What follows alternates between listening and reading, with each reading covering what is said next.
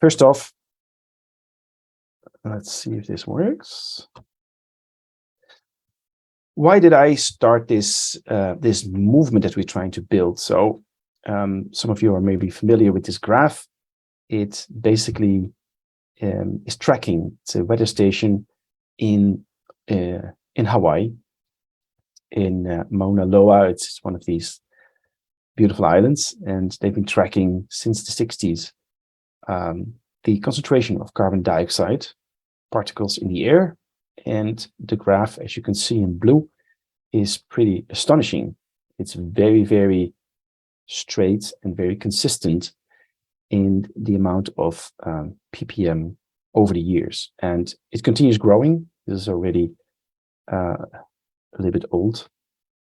You see that we are really reaching 400 and more and higher ppms. At the same time, they're also tracking the average temperatures of land and the ocean, and the acidity, which is an indicator of the status of the ocean. So if you see these big trends and read a little bit about the IPCC reports on climate change and the impacts that it can have, I think it's pretty impactful assessment. We're definitely heading as a world in the wrong direction.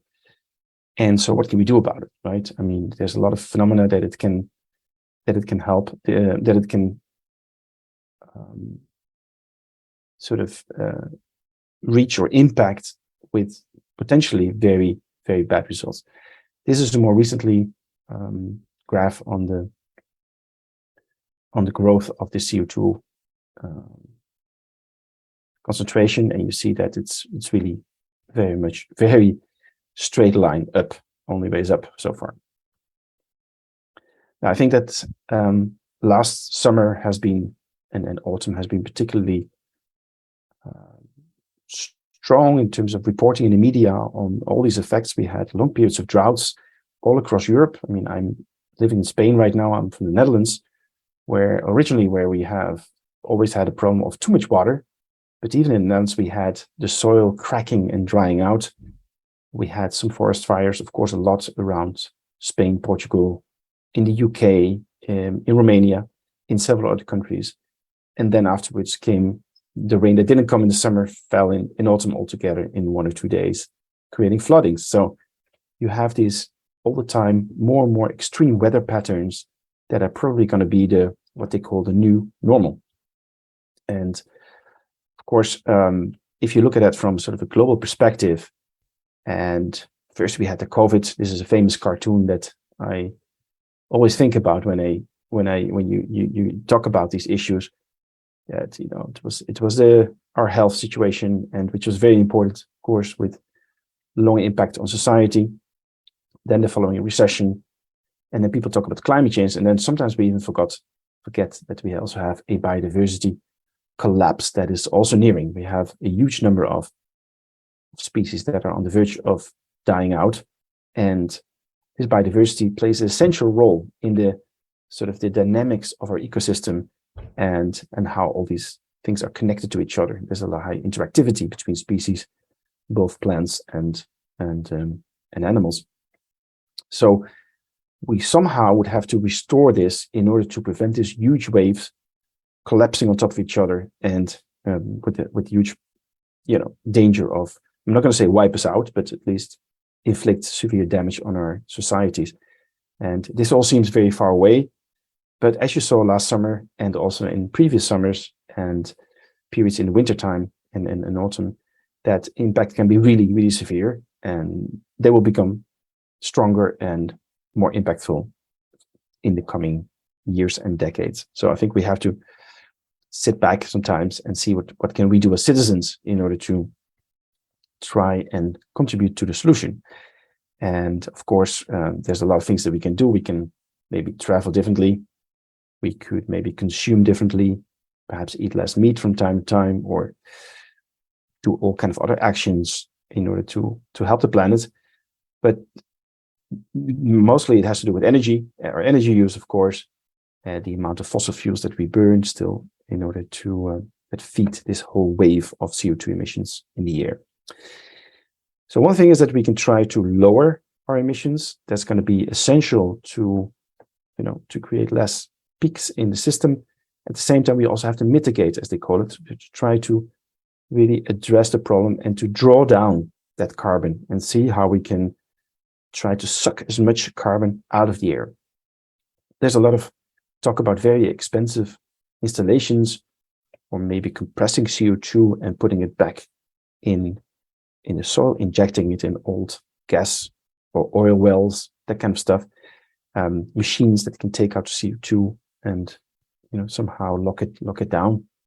But there's of course a much better and easier solution and cheaper solution, which has a lot of benefits, and that is the tree. The tree is still the cheapest and most effective carbon sequestering tool, if you like, available to us at this moment.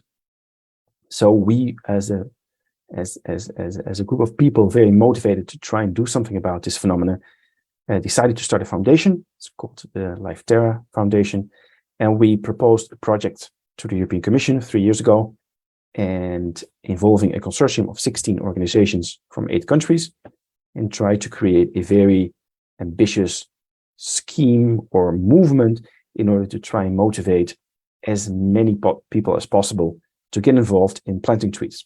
Now, it's not about the tree per se, of course. It's about really trying to reconnect to nature and restoring our traditional relationship with nature that we that perhaps in Romania, in lots of places, people still have that connection, but in many urban areas where people are more and more living, that connection is sometimes forgotten or not valued as it was perhaps before. Now, tree planting, of course, is not enough. We also have to monitor and see how the trees are doing. What can we learn from the plantings? How can we ensure that we have enough biodiversity? How can we help the kids, the new generation, to learn about climate change and what they can do about it? And so all these things are part of the Life Terra project, and we try to address that with, developing education program for schools, building networks of volunteers that can help us to scale tree planting events. We have an app developed in order to geolocalize the trees and track them. So there's a lot of elements to this project, and we're very excited about the opportunities in order to grow. We've been doing this for 2 seasons, now in our 3rd season, and the uptake is fantastic. We're planting, we're close to the first 2 million trees in our platform, and we're active now in 13 EU countries. 13 European countries, because we're also planting in England, which is now not officially anymore European Union. But in any case, we see Europe as, the whole continent, and very excited to also be in the UK, because there's a big tree planting tradition there as well. So that's also very nice. We have very ambitious goals, as you can see. We try to plant millions of trees.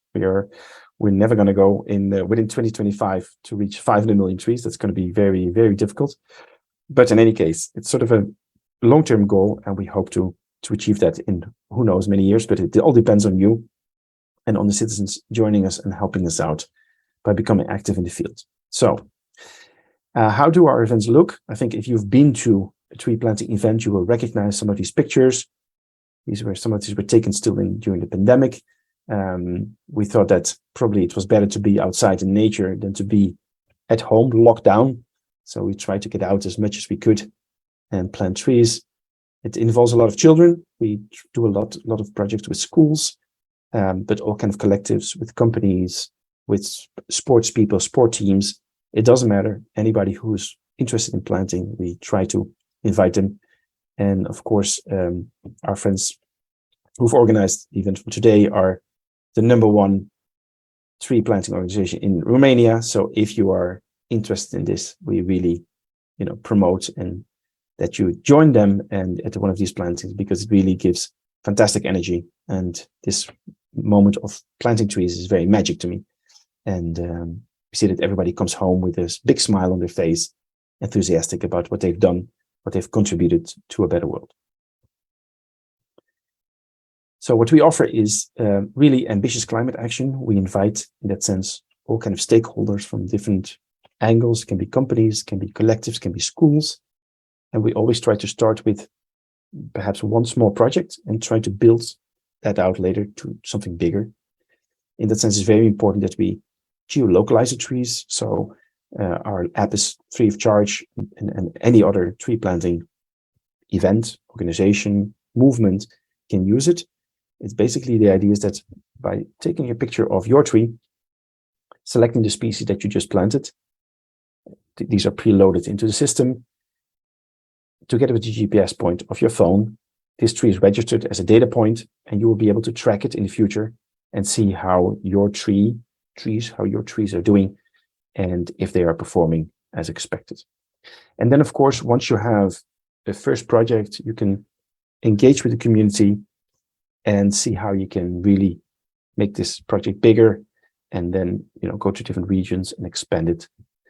And in a sense, we're very happy also with our partners like Plantam in in order to expand into Romania. We do that also in other countries with other parties, which gives us sort of much more speed in order to combine resources and go faster and give more visibility to this project, because this is very important. Like I said, the geolocalization is a key issue that we offer, and if you plant a few trees, it's nice to do. If you plant 100 trees on one day, then it becomes a bit of a hassle. I admit it, but the idea is that it's very valuable to know what was planted, where and when. People will be able to have more information on the trees that they planted. So there's a sort of a link to the trees, and you can also share them on social media. And as you can see on the right bottom, the fact that all these trees are geolocalized also gives information to the landowner about what was planted where and when, like I said, and we'll be able to track those trees in the future.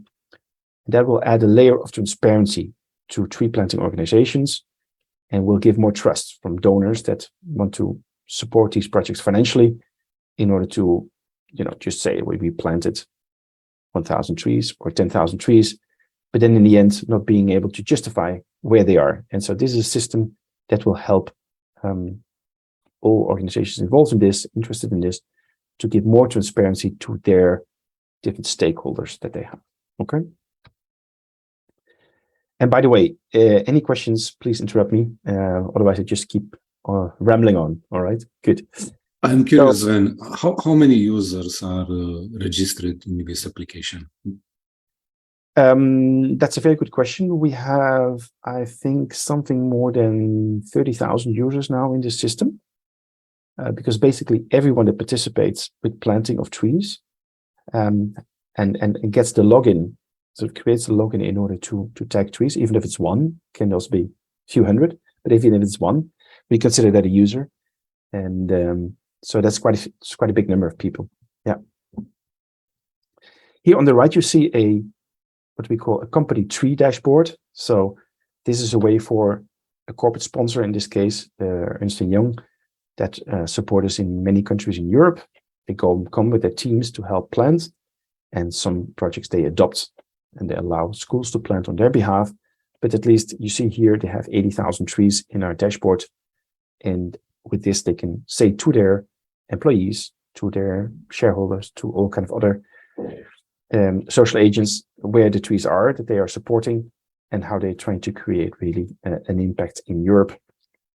So I think this is a good example of how people can be motivated in order to contribute to this overall goal. And we have all our dashboards are public, so we're not hiding anything. It's very easy within our webpage, liveterra.eu. You can click to partners. You can click on the respective links. So we also try to prevent greenwashing there. That nobody can say that thanks to LiveTerra, we are carbon neutral or these kind of things. No, you can only state how many trees you helped plant, and that's the number, and that's a very objective figure. Okay. Now, I wanted to take the opportunity to discuss a theme that we are very excited about, and that is urban projects. So urban and peri-urban, so in the surroundings of cities, we feel that due to all this pollution that we sometimes see in cities because of traffic and because of industry, sorry, and simply the big amount of people and sometimes the lack of green space, we see that there's a big trend in donors and people that are enthusiastic to see how they can make their cities greener. Now, of course, there's always a lack of space because people need to live. There's schools, there's all kind of other infrastructure necessary. So there's always a fight between, we want to plant trees, but there's no space. Where do we do it?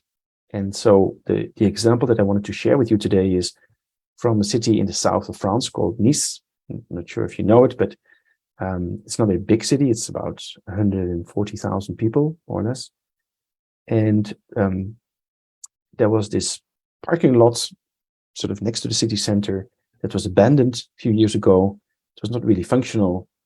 And together with the city, we made a project in order to remove the concrete. It's really nice to see the concrete go out. And together with locals, we replanted that into a Miyawaki forest, which is a very dense type of forest, very with a lot of different species, in order to really, really create this bit of an urban jungle, if you like, and to give also a huge boost to the local biodiversity. It was very important to involve there in such a project, to involve the local community. So there was a letter that went out to the neighbors. The local school was invited to participate. And we had kids and all kind of neighbors participating, which is very nice. Young and old, let's say. So it's very nice. It gives us also the project a little bit more long-term support, of course, from the community. And we can, as in all our projects, we geolocalize the trees. We publish drone information, etc., on this planting. And I have a small video of it. I'm not sure if it's going to, that's the next slide. This is just a way for you to show how we calculate the carbon on such a project. So we have an international panel of specialists that help us on species and geographic area to help us calculate how much carbon these trees and bushes will sequester in the coming 40 years. Our projects are typically 40 years long, in which we ask for commitment from the landowners. And with those 2,644 trees planted, we aim to capture between 600 and 800 tons of carbon in the community. It's not a lot, but it is a very small project, like I said, but for us, an interesting pilot because it was our first project with such a high density, what we call Miyawaki forest. And we are excited about the reactions because people really like the idea. The area was completely mulched afterwards, which means that we put a lot of wood chips around the trees in order to prevent weeds growing up and also to retain a lot of water and humidity in the soil. So it helps to create a healthy new forest. Now comes the challenging part. I think here is, oh no, the video comes after this. Sorry, it's a long wait. This is something that we also wanted to share with you guys. This is a premiere. We have not published this yet, so you guys are the first ones to know. We have certified this project for the first time for carbon credits using the ACES on-chain protocol, which is a alternative method from the established ones, which are very expensive. And this is a way in which we, because we already geolocalize the trees, since we already have drone data, since we have already baseline studies on soil quality and all these matters, since we have a baseline study on biodiversity, we can very well justify the actions and prove how much carbon is going to be sequestered, as well as how much biodiversity will be added, because we planted 12 different species that were not in that area, and that will attract new wildlife, insects, and etc. And therefore we have, you see there, the first examples of 4 biodiversity credits, and also of 4 carbon credits, and also our first biodiversity credit. Now we have quite a bit of interest already from European companies that have to compensate legally their emissions or part of their emissions. And so the idea is that the more expensive these credits become in the future, the more incentive there will be for these companies to work towards net zero. So to look at their operations and see how they can travel less, produce more efficiently, prevent waste, and all these factors in order to become less carbon intensive. But of course, any activity, when we eat, sleep, drink, consume, travel, there's always going to be a production of CO2. And therefore, we allow then these companies to offset that. And for that, they can buy these carbon credits. And the interesting thing about this is that we use blockchain in order to make these credits completely transparent and traceable. And these certificates will be available as a unique NFT. Therefore, they cannot be altered and will be unique both to the buyer and also to the future sellers. So there will be a complete traceability as to who owns the rights of this carbon at this point. Okay. And finally, it's also good for you to know, it's in the parts below that we have registered this project also at the World Bank in the official carbon registry, which is an additional check and verification, sort of the global register where all the carbon projects are being notified, and that gives additional transparency and hopefully trust from buyers. So we are at the first step. Like I said, it's just recently out of the box, and we hope to start commercializing that in order to gain more money for the foundation, so we can plant more trees and involve more schools in order to help us plant. And hopefully this is going to be a tool available also for our partners in order to crack this market, which is going to be potentially very interesting to help us finance our nature restoration projects. Okay. And then finally, here it is. Now let's see if it actually works. And I hope also the sounds work, but at least there is subtitles. So if the sound doesn't work, because I always have these technical problems, at least you can get a good impression of this project. It's only about 2 minutes, I think. So bear with me.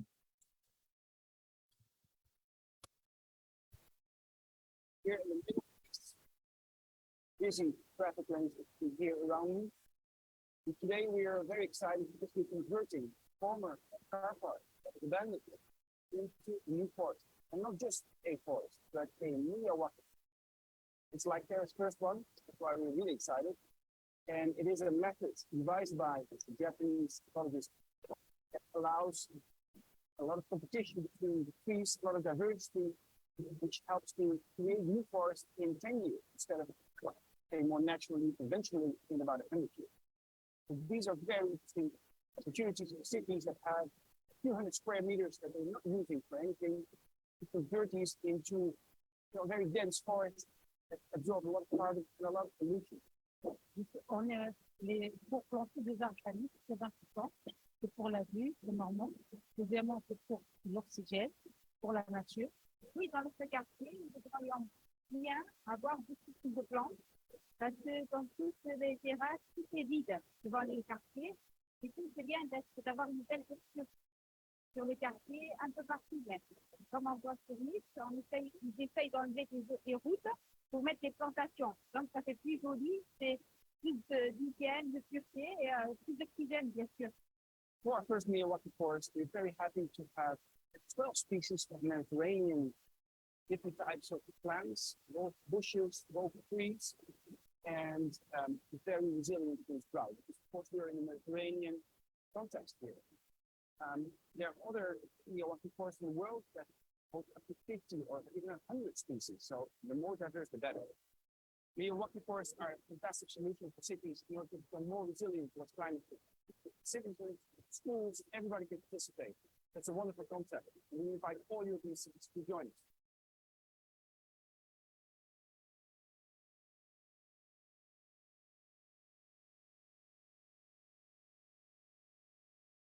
Terra is co-funded by the European Commission to bring the light from people.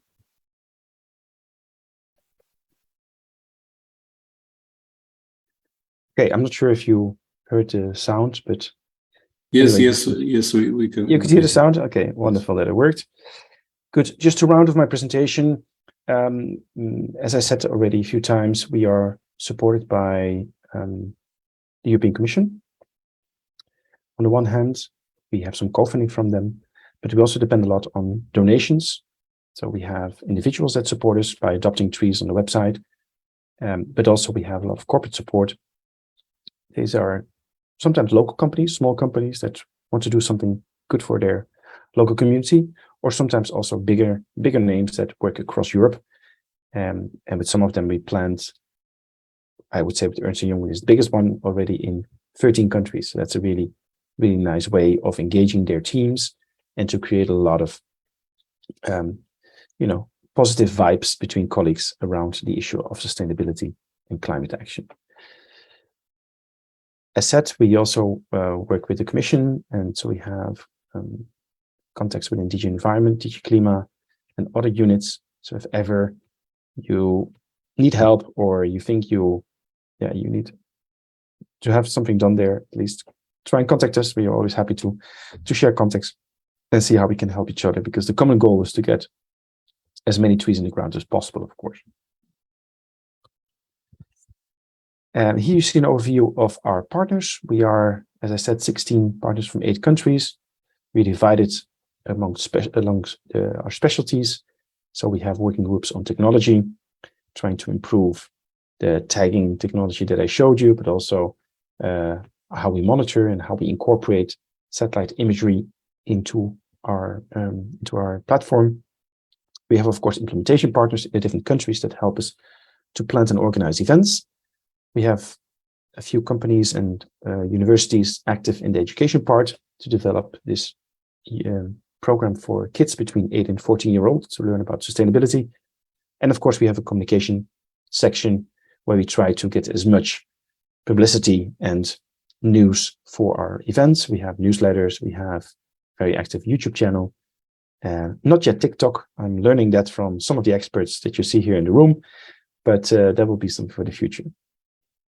Anyway, just as my last slide, I said this once at a conference last September where I was honored to also speak. I would say that one of the biggest problems or challenges of Europe is to find good locations. And so I think you guys have a fantastic potential, because I've driven around, thanks to Mihai and Marine, in lots of areas where you still have open spaces, where you have kilometers of agricultural land. I'm not saying that we should convert all that to forest, but it would be very nice to have more hedges, to have more pockets of trees between that. It will really help biodiversity, prevent erosion, do more against floodings, and help to retain water. So you also have incredible soils, not perhaps in all the regions. I've seen some very sandy soils as well, but in general, you have very good soils and a relatively temperate climate. I would say that compared to some countries, particularly in the west of Europe, you can plant very cost effectively in Romania, and it can also help to regenerate again new jobs for rural areas. So look at European support. There's a lot of money coming towards Romania, I think, through the Next Gen funds and other flows. And if you guys are interested in collaborating on carbon credits, biodiversity credits, as I showed, we'd be very happy to see how we can work together. So I think, you guys are in a quite unique opportunity to contribute with a lot of trees to our overall goals. We're very happy to collaborate with our friends and hope to come back many times in Romania. So, as I said, we have the financial capacity to help co-finance trees and also planting. The registration of the trees through the app is always free of charge available. And I hope and I'm sure that only together we can really accelerate and achieve massive climate action. So that's my story. These are my trees. I have a few in Romania, so that's very nice. And I hope to have many more in the future. This is my contact. Look me up on LinkedIn or anywhere else, and be glad to stay in touch with you. Thanks very much, and open to any questions that you might have.